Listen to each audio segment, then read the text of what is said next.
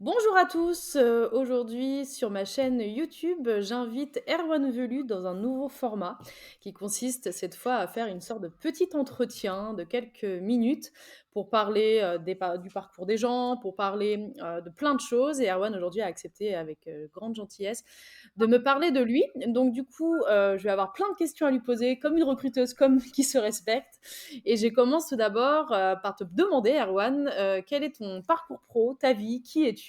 Raconte-moi tout. Salut, bah écoute, content de te rejoindre dans ce nouveau format. Donc Erwan Velu, moi je travaille dans le milieu open source depuis une vingtaine d'années. C'est un point important de ma carrière. Côté éducation, moi j'ai fait de l'apprentissage. J'ai fait de l'apprentissage de Bac+2 à Bac+4. Ce qui m'a permis en fait de trouver mon premier boulot comme ça. C'est un des sujets que j'aime beaucoup aussi dans le recrutement, c'est que les filières, enfin ces filières-là en fait apportent une bonne introduction entre l'école et l'entreprise. Et donc comme ça, j'ai pu commencer mon premier boulot. Et après, donc bah du coup, j'ai bossé pour deux distributions Linux, Mandrake. Il y en a qui ça parlera. J'ai bossé chez Red Hat aussi. J'ai fait de l'embarqué sur des avions. J'ai fait des systèmes multimédia pour divertir les passagers. J'ai fait aussi un peu d'avant-vente, pas que de la technique. J'ai aussi fait de l'avant-vente pour une startup qui s'est crashée en 2009. On faisait du stockage distribué, un truc qui ressemble à Ceph pour ceux qui connaissent. Et depuis, je travaille pas mal dans l'environnement cloud et Bar Metal. Donc aujourd'hui, je travaille chez Criteo, qui est une boîte française qui fait de la publicité. Et mon métier aujourd'hui, c'est de gérer un parc de serveurs, donc un parc physique, m'assurer qu'on achète les bonnes machines avec les bons composants, les bonnes performances, dépatouiller tout ça quand ça marche pas bien. Et pour donner un ordre d'échelle, on gère aujourd'hui un parc de 40 000 machines. Donc ça fait voilà, des trucs sympas, des projets rigolos dans le bas niveau. Top.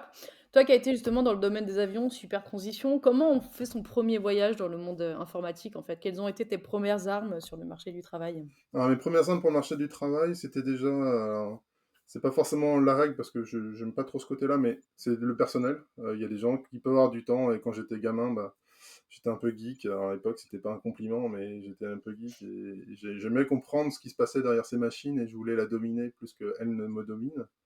Donc, j'ai passé pas mal de temps à essayer de comprendre comment ça marchait et en fait, en me rendant compte qu'en fait, en étant même assez jeune, j'étais meilleur que mes profs, et cetera. Enfin, tu vois, c'était un peu bizarre, quoi, en tant qu'enfant, élève, tes profs comprennent pas ce que tu fais, quoi. Enfin, c'est bizarre, quoi. Et donc, bah, je me suis dit, bon, bah, j'ai une carte à jouer, je vais la tirer. Et donc, ça m'a permis de développer des compétences. Et puis, bah, après, quand j'ai fait cette alternance-là, je me suis dit, à un moment, il faut que je me jette à l'eau. Il y a un truc qui s'appelle Linux qui est en train de débarquer. C'était en 99. J'y comprends que dalle et il faut que je me jette là-dedans. Donc, j'ai fait mon stage en apprentissage là-dedans. C'est comme ça que j'ai fait cette transition, on va dire, en amenant ma passion de l'informatique et en la proposant en fait à cet employeur qui s'appelait Mandrake à l'époque, hein, de dire bah, j'aime ça, j'ai envie de taper dedans, je sais faire tout ça, mais voilà, j'ai envie d'apprendre. Et ils m'ont dit bon allez vas-y go, viens avec nous. Et c'est comme ça que j'ai démarré. Super. Et comment on passe, quoi, quels sont selon toi les trucs qui marquent le passage de junior à senior en fait?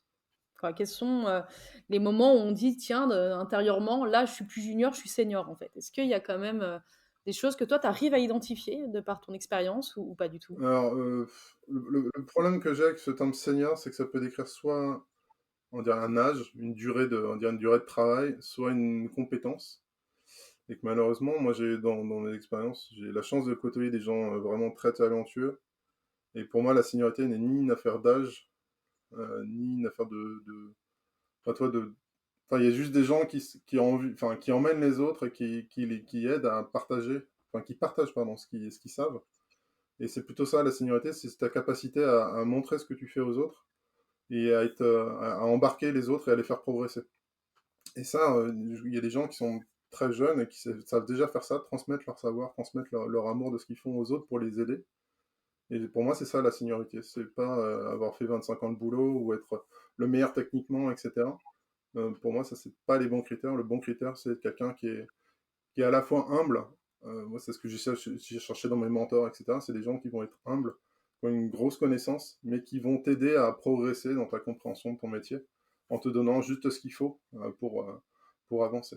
Pour moi, cette transition, c'est quand tu es capable, en fait, entre junior et senior, c'est être capable de t'abstraire de ce que tu sais ou de ce que les autres ne savent pas et essayer de transmettre et de partager le plus possible, tes connaissances. Et à quel moment tu t'es senti senior alors? Heu, c'est une bonne question, à partir du moment où je me suis rendu compte que j'aidais les autres, ou que je pouvais aider les autres et donc ça, je dirais, au bout d'une dizaine d'années, je pense, de boulot, parce que les 10 premières années, j'ai passé plutôt à manger, plus qu'autre chose. C'est-à-dire que, bah, quand tu es face à des mecs, qui sont très forts, bah, tu te sens tout petit et tu apprends comme ça.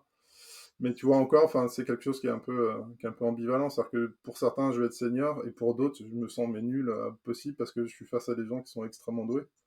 Et tu vois, tu peux être senior sur des bouts de trucs vis-à-vis de certains, mais vis-à-vis d'autres, tu es vraiment un junior, voire un newbie total.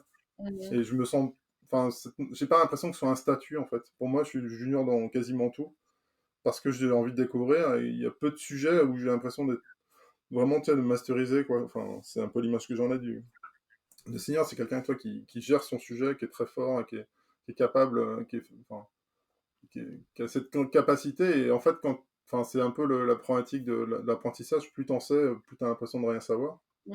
Et parfois, quand tu es face à enfin, cette plaine devant toi de connaissances et de machin, tu fais en fait, je sais rien, donc est-ce que je suis vraiment senior? Techniquement, j'en sais rien. Quand tu vois ton bulletin de paye à la fin, tu dis: «Ouais, je suis senior en fait». Ouais, ouais, il y a ce côté-là, mais tu vois, de l'autre côté, enfin, encore une Je fois, vois ce que tu il y a veux les dire. marches qui sont tellement hautes devant moi que je me dis: «Waouh», enfin, j'ai pas l'impression d'être senior, quoi. Et je pense que cette position, enfin, je reviens au point d'avant, mais cette position d'humilité, elle est importante.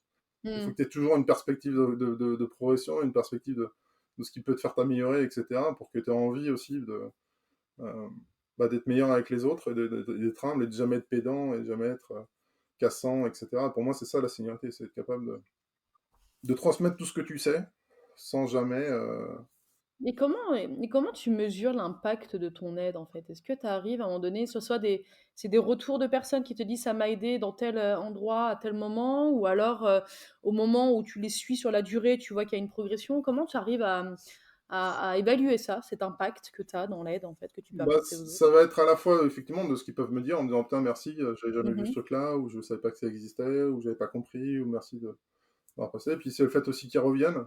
Quand tu expliques une fois Ouais. un truc et que le mec il dit: «Bah tiens, la dernière fois, tu m'as aidé là-dessus, est-ce que tu peux me donner un coup de main?» et cetera. Et pour moi, ce signal, c'est à quel point les gens ont envie de te «ping» entre guillemets pour te poser une question ou pour avoir ton avis sur un sujet, même parfois t'es pas forcément compétent, mais il dit: «Tiens, j'aimerais bien avoir ton avis là-dessus, qu'est-ce que tu en penses?» et cetera. Et le fait qu'on vienne vers toi pour aller chercher de l'information, je trouve que c'est ça le bon critère, quoi.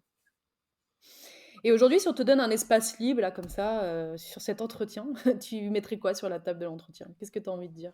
Sur la table de l'entretien, alors si, on joue dans le rôle d'entretien, d'embauche, par pitié les recruteurs, lisez nos CV. Il y a encore eu un thread ce matin sur Twitter là-dessus, par pitié avant de nous pinguer, lisez nos CV, essayez de comprendre ce qu'on fait et ce qu'on peut apporter avant de nous proposer de postuler à des jobs qui n'ont rien à voir avec nos métiers, quoi. Enfin, tu vois, on a des profils, en tout cas, ce qui me concerne, assez particuliers et assez clairs.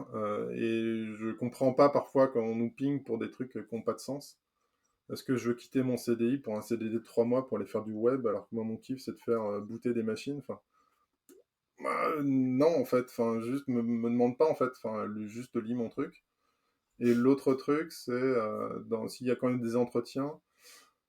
Alors, je vais plutôt passer le message pour ceux qui recrutent, c'est-à-dire ceux qui ont besoin de trouver des coéquipiers. Faites attention à ce que vos recruteurs ne biaisent pas votre message. C'est-à-dire que quand je suis face souvent au premier rang de recrutement, les gens ne comprennent pas mon métier et donc me posent des questions qui n'ont aucun sens. C'est quoi le langage que je préfère? J'en sais rien en fait. Dis-moi ce que j'ai à faire et je te dirai quel outil j'utilise. Demande pas à un ouvrier c'est quoi son outil préféré, quoi. Enfin, ça dépend de ce qu'il a à faire. Est-ce qu'il fait de l'électricité, de Et la ça, tu plomberie? le dire au recruteur quand il te pose la question, ou alors, tu le gardes au fond de toi? Bah, t'as toujours un peu le. Tu sais, t'as le petit diable sur ton épaule qui dit mais vas-y, mais dis-lui que sa question elle est conne. Et puis de l'autre côté, t'as le petit ange qui te dit ouais, mais en fait, le but c'est d'atteindre la personne qui est derrière et donc il faut que je joue Ouais. son jeu pour atteindre la personne qui est derrière. Et après, quand je vais atteindre la personne qui a besoin de recruter, c'est-à-dire la personne avec qui je vais travailler, quand je lui expose mon profil ou les réponses que je lui aurais faites au truc d'avant, il me dit bah ouais, c'est ça que je veux. Sauf qu'en fait, le filtre qui était avant n'était pas du tout comme ça, quoi. Mmh Et mh. donc, il y a une sorte de déconnexion entre les besoins, on va dire, des équipes et la façon dont c'est présenté à l'extérieur, par une couche d'interface qui est en général l'équipe de recrutement. mais qui malheureusement, à mon goût en tout cas, n'est pas assez précise dans son métier, Mmh. ou dans notre métier pour qu'on ait juste un niveau de discussion équilibré pour que mes réponses aient du sens, quoi. Me demander Mmh. de j'ai déjà eu ça, hein, une case à cocher où coche tes 3 langages préférés, quoi. Ça n'a aucun sens. C'est arrivé souvent ça quand même? Pardon? Ou c'est plutôt, c'est arrivé souvent? Ou Quand c'est j'étais plus jeune, ouais. Après, c'est un peu plus facile, quand justement, quand tu acquiers un peu plus de seniorité et que tu as du réseau et cetera. C'est que l'autre partie du recrutement, c'est que, heu, moi, ça fait des années que j'ai pas posté un CV et cetera, parce qu'après tu es recruté par le réseau, en fait. C'est des gens qui viennent te chercher parce qu'ils te ouais. connaissent, machin et cetera, et malheureusement, les bons boulots, ils sont là, en fait. C'est le réseau, on cherche d'abord dans son réseau et après on pose des offres d'emploi.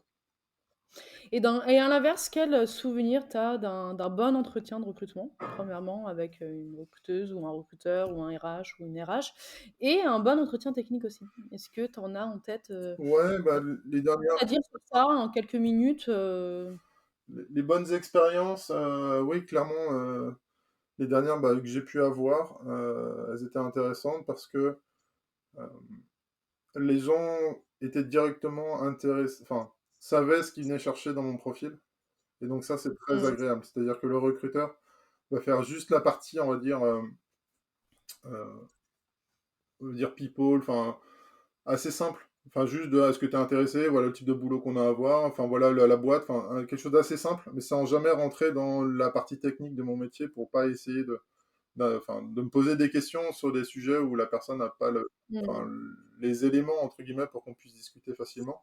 Et donc ils ont assez vite. Elle a juste fait voilà la partie, on va dire, description de l'entreprise, on va dire les aspects financiers, etc. Mais après on est assez vite passé dans l'entretien technique. Et c'est ça moi que j'ai préféré parce que du coup je suis tombé face à des gens qui comprenaient ce que je racontais. Et du coup, quand ils m'ont posé des questions techniques et j'ai fait la réponse, là pour le coup sans filtre, en disant bah voilà ma réponse à cette question-là, et là, le mec, il dit, bah, c'est très clairement ça qu'on cherche. Et on voit, de toute façon, tu vois dans l'œil de la personne qui est face à toi, si ce que tu dis, ça percute ou pas.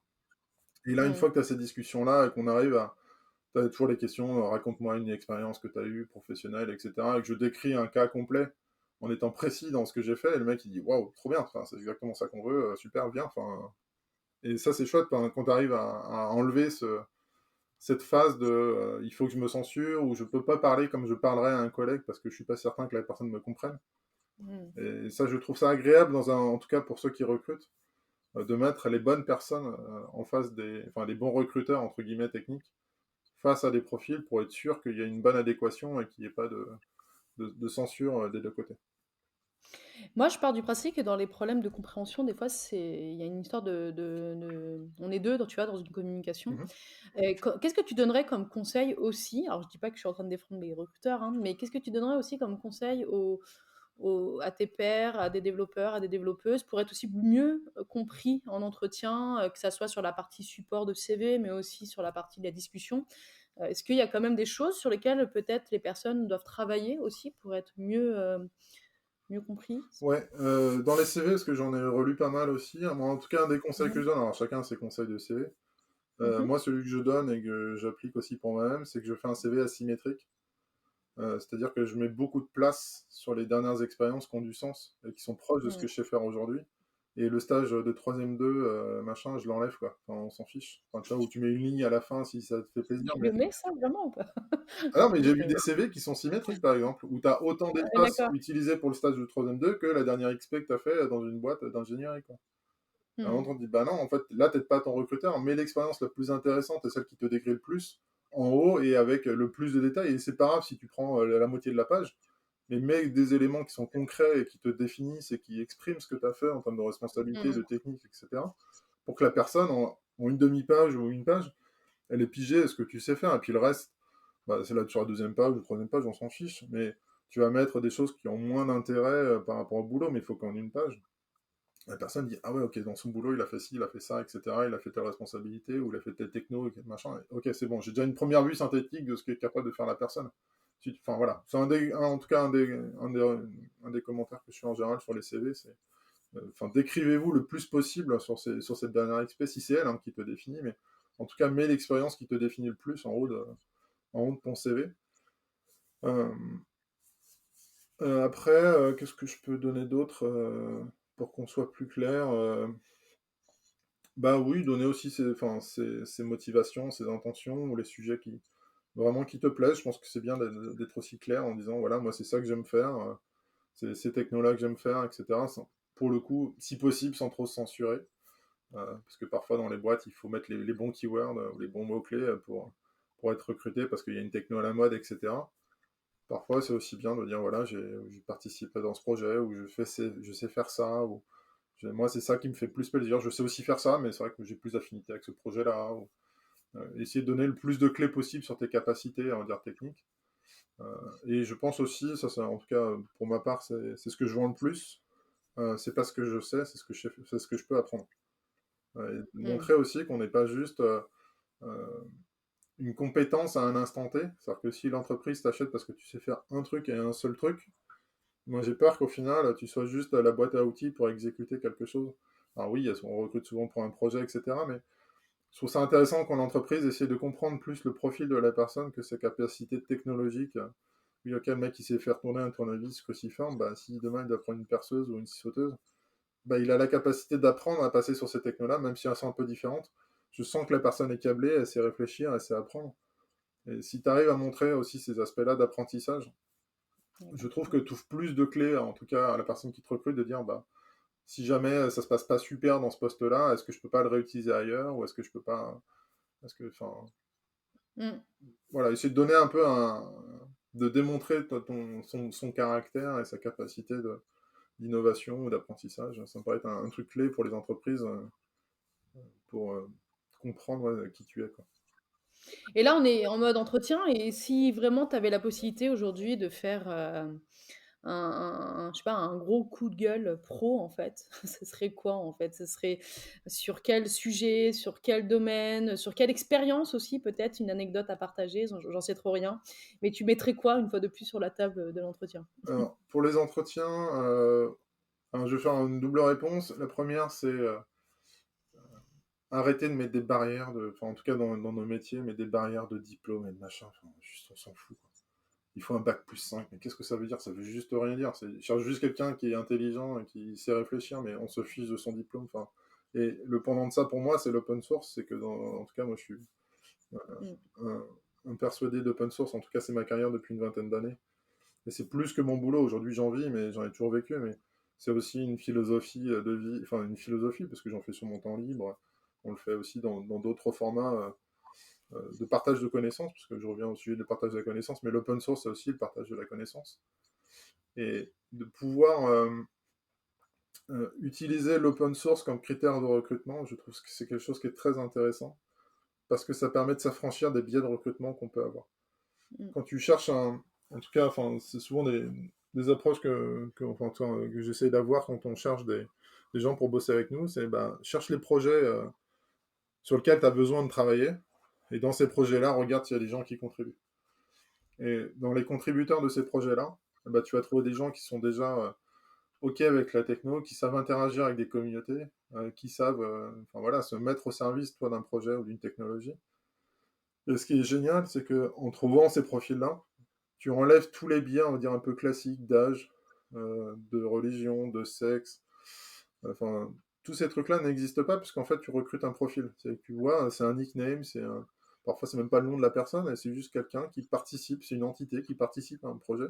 Et c'est cette entité-là qui t'intéresse. Et du coup, euh, pour les recruter, je trouve ça hyper intéressant. En tout cas, c'est quelque chose que j'essaye de présenter le plus possible, c'est de dire, pour les jeunes, si vous participez dans ces communautés open source, ces communautés-là sont très accueillantes, en général.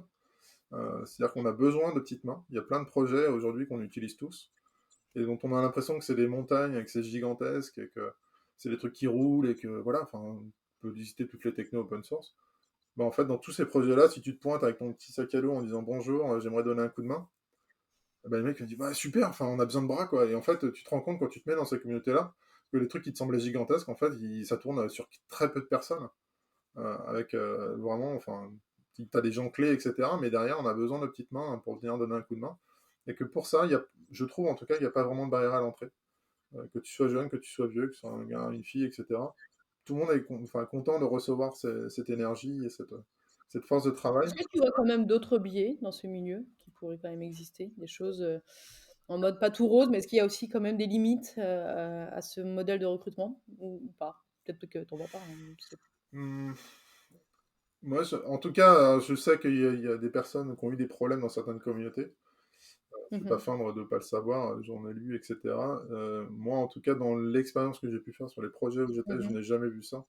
Et si je l'avais vu, je pense que j'aurais pété un coup de gueule parce qu'on n'a pas à faire Mmh. ça. Non, honnêtement, enfin, même moi, enfin, à titre perso, je me suis retrouvé surpris. Il y a des projets open source avec qui je discutais. Et tu as une personne qui te répond à un sujet, et c'est l'auteur du projet, donc tu es hyper content, machin, tu Ouais, cherches, super le quoi. projet est hyper Mmh. pertinent. Et en fait, putain, le mec, il a 65 piges, quoi. Et tu te fais, waouh, attends, en fait, je pensais que je parlais avec un mec de mon âge, etc. Parce que, en général, c'est plutôt des technos qui sont faits par les jeunes, etc. Et en fait, non, le mec, il est hyper pertinent à 65 piges. Et tu fais, waouh. Et de l'autre côté, tu peux avoir un gamin de 14 ans, entre guillemets, enfin, qui va arracher, qui est hyper doué, etc. Et qui fait du super boulot et machin. Et c'est ça que je trouve génial, c'est que tu sais jamais vraiment à qui tu parles. Et que du coup, Recrutement à l'aveugle tu quoi. vas plutôt te concentrer sur son travail.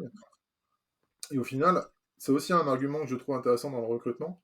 Pour revenir à notre sujet, c'est que bah, quand tu rentres en recrutement, et qu'on te demande ton CV, bah, ton CV, en fait, il y a ce que tu as écrit en termes de CV, comme on le connaît. Mais quelque part, ton meilleur CV, c'est ce que ton expérience dans ces projets-là. Mmh. Si on te demande est-ce que tu connais cette techno et que tu réponds bah ouais, j'y contribue depuis 1 an, 2 ans, 5 ans, 10 ans. Et regarde les commits, je suis dedans, etc. Enfin, je connais ce projet, je connais les mecs qui le font, je sais leur poser des questions, je suis en galère, etc. Et les mecs me répondent, ben, ça a énormément de valeur, en fait. Enfin, tu vois, cette capacité à participer, en fait. T'es pas juste un consommateur, t'es aussi un producteur. Mmh. Et là, du coup, ton CV, bah, il y en a combien dans la pile? Si les mecs, il a reçu 10 CV sur ce poste-là, il y en a combien qui ont contribué sur le projet? Bah, tu seras le seul. Bah, ce CV-là, t'es sûr. Même si t'es pas le meilleur techniquement, même si t'as pas, on va dire, toutes les étoiles du recrutement standard, tu crées une différence qui fait que si ton recruteur est pas bête, il se dit ah oui, bah attends, un mec qui contribue au projet, c'est quand même mieux qu'un utilisateur, quoi. Et t'as une sorte de premium comme ça, je trouve, dans ta capacité à te différencier dans les offres. Parce que bah, sur le marché, on n'est jamais tout seul. C'est rare qu'on soit tout seul sur une offre d'emploi. De pouvoir montrer ta différence parce que tu as fait ce travail-là d'intégration, moi je trouve que ça a énormément de valeur et ça fait des. En tout cas, je trouve, en tout cas dans mon environnement proche, c'est comme ça fait des très belles carrières. Tous les gens. Et toi qui justement dans voilà le côté open source, le côté transparence, le côté, entraide et cetera, quel message tu donnerais à tous ceux et celles qui se lancent dans ce métier de l'informatique, que ça soit des juniors, que ce soit des personnes débutantes en reconversion, que ce soit des personnes qui font aussi des changements de métier, par exemple, je sais pas, de PO par exemple à dev ou ce genre de choses. Qu'est-ce que tu leur dirais là comme ça en quelques mots, pour qu'elles comprennent cet environnement, premièrement, et puis aussi pour qu'elles puissent bien s'y intégrer? Euh, la première chose, c'est n'ayez jamais honte de vos parcours. On a tous des parcours bizarres en fait dans ces milieux-là. Il y a pas de voie royale, il n'y a pas d'école pour apprendre ce qu'on fait en fait dans ces projets-là. Donc on est tous bizarres en fait. On est tous avec des projets différents, avec des parcours de vie différents, des intérêts Je différents. t'interromps juste 2 secondes. Quand tu dis: «Il y a pas d'école», tu veux dire quoi exactement? Donc, Le métier qu'on fait dans ces secteurs de l'open source, il n'y a aucune école. ah oui d'accord, dans l'open source, Il n'y a aucune, enfin en tout cas dans l'open source, et ouais. moi Mmh, oui. enfin, c'est l'axe là que j'essaie un peu de défendre, c'est de dire en Mmh. fait il y a des voies de travail parce que c'est des projets qui aujourd'hui sont utilisés partout dans le monde, hein. Tu enlèves l'open source, tout s'arrête, hein. Enfin, c'est un truc de fou. Mmh. On s'en rend pas forcément compte, mais si tu enlèves tout ce qui est Mmh. open source, il n'y a plus rien qui fonctionne. Internet, enfin, tous les outils d'entreprise, etc. Même si parfois c'est packagé par des boîtes proprio, si tu enlèves les composants qui sont associés, tout s'arrête. Ça c'est vrai. Donc ce que je veux dire, c'est qu'apprendre à faire ces métiers d'open source, c'est-à-dire être capable de prendre un projet, d'aider au projet, de contribuer au projet, de résoudre des issues, etc., faire de la documentation, donner des coups de main, etc. Personne ne t'apprend ça dans les écoles. C'est quelque chose, c'est soit tu as envie de le faire et tu le fais, mais personne ne va t'emmener à le faire. Personne ne va même t'expliquer que c'est quelque chose qui est valorisé. On va te valoriser les super développeurs, les trucs de piscine, etc., où c'est celui qui nage le plus. Enfin, toi, les trucs des écoles d'ingé, etc., où c'est le dernier qui arrive à survivre qui a gagné. Je caricature un peu, mais il y a un peu de ça. Dans les trucs open source, c'est tout l'inverse. Enfin, je trouve, en tout cas, moi, dans les communautés que je vois, c'est plutôt ceux qui vont aider qui vont être valorisés. Et Mmh. donc, il n'y a pas de parcours pour arriver là, donc on arrive tous de parcours très différents. Et donc, il y a pas à avoir honte de quoi que ce soit de ce qu'on a fait avant. Honnêtement, on s'en fiche. Ce qui va compter, c'est ce que tu fais à partir de maintenant. C'est ta capacité à t'intégrer, à discuter, Il y en a qui vont avoir plutôt des aspects, on va dire, organisationnels, qui vont aider à trier les bugs, etc. Il y en a d'autres qui vont être plus techniques, à essayer de dépanner des problèmes. Il y en a qui vont faire de la documentation, etc. Enfin, chacun va apporter ce qu'il sait faire au début, puis après, ça peut évoluer en fonction de ta compréhension, de tes capacités, etc. Et donc, il faut jamais se dire c'est pas possible, c'est trop compliqué, c'est trop gros. Enfin, c'est pas vrai en fait. C'est vraiment ouvert. C'est toi, c'est à toi d'y aller et de donner ce que tu peux donner sans jamais te poser de questions. Et les meilleurs exemples que je peux te donner, c'est aujourd'hui dans mon entourage, il y a des gens qui ont fait enfin, des, des filières de DESS, enfin, d'économie, de marketing, etc. Et qui, à un moment, disent, mais non, j'en ai marre, enfin, je vais faire autre chose. Qui se mettent là-dedans et qui tapent dedans et qui font leur taf et qui, au final, sont reconnus pour leurs compétences, parce que bah, juste ils sont compétents en fait. Enfin, on se fiche de ce qu'ils ont fait avant, c'est l'histoire du CV de tout à l'heure. Ce qui compte, c'est ce que tu es capable de faire aujourd'hui. Tu montres ce que tu as fait, bah voilà, fin de l'histoire. Enfin, le reste, on s'en fiche. C'est est-ce que tu veux cette capacité-là que j'ai à produire et à aider ces projets-là et à contribuer, machin, ou est-ce que tu veux mon expérience passée qui n'a rien à voir? Bah non, prends ce que je sais faire aujourd'hui. Et ça marche. Enfin, les recruteurs, ils entendent ces messages-là parce que s'ils sont intéressés par les technos que tu as ciblés, bah forcément, ça crée énormément de valeur pour eux de se dire que je recrute quelqu'un qui est compétent, qui sait faire, etc. Et Super. juste le dernier truc là-dessus, Pardon, c'est désolée. que tout est possible. C'est-à-dire Mmh. que parfois, il y a des trucs, toi, moi, un jour, barbecue avec des copains, on était en train de discuter de noyau Linux, etc. Et en fait, je me suis dit, putain, pourquoi je mettrais pas ces mecs-là dans une salle pour faire une conférence? Et au final, ce truc-là s'est transformé en Ah, une c'est comme conférence. ça qu'ils naissent des sujets de conférence, OK, un barbecue, Mais tout non, mais ça, je te trop promets, cool. on est parti d'un barbecue avec trois potes en train de discuter de Linux. Et je me suis Ah dit, bah, c'est attends, mais ça, j'ai il faut cette que tu aies chance de ne parlé pas avec le le voir barbecue faire alors. ça avec eux. Je les ai foutus dans une salle, on a créé une conférence avec deux, trois copains, ma femme, etc. Et au final, on a créé une conférence qui aujourd'hui est reconnue dans le monde entier, où les gens limite se battent pour venir, quoi. Et tu fais, waouh, en fait, on est juste parti d'un truc, il n'y avait pas de barrière, on l'a juste fait parce que nous, ça nous éclatait. On a fait un truc qui nous plaît, on l'a vendu à des gens en disant, bah nous, on va faire ça, c'est envie de m'aider. Les mecs, ils disent, ouais, super et tout, je vais venir. Et au final, le truc, il part et tu fais, waouh, en fait, juste ça marche, quoi. Et il n'y a pas de barrière, vas-y, fais-le. Enfin, va avec ton énergie, avec tes idées, tes machins. Et personne ne va te juger ou te dire, enfin voilà, fais les choses. Et s'il y a des gens qui accrochent à ton idée, bah c'est cool. Et après, tu le valorises, quoi. Super, Erwan. En tout cas, vraiment, ton témoignage, il est très intéressant parce qu'il parle à la fois, je trouve, de ton expérience pro et puis aussi de pas mal de petits tips, conseils. Et j'ai l'impression que vraiment le fil conducteur de nos discussions, c'est ça, c'est l'entraide. Et tu l'as mis, cette entraide, en fait, sur la table sur plein, plein d'aspects. Donc, c'est vraiment, en tout cas, le sens même aussi de ce podcast et puis de cette vidéo et de cette chaîne YouTube. C'est vraiment d'aider les autres personnes. Et c'est le ressenti que j'ai en tout cas. Donc vraiment, j'ai envie de te dire à la fin de cet entretien, à bientôt. Bah oui, carrément, avec plaisir. Voilà, avec grand plaisir.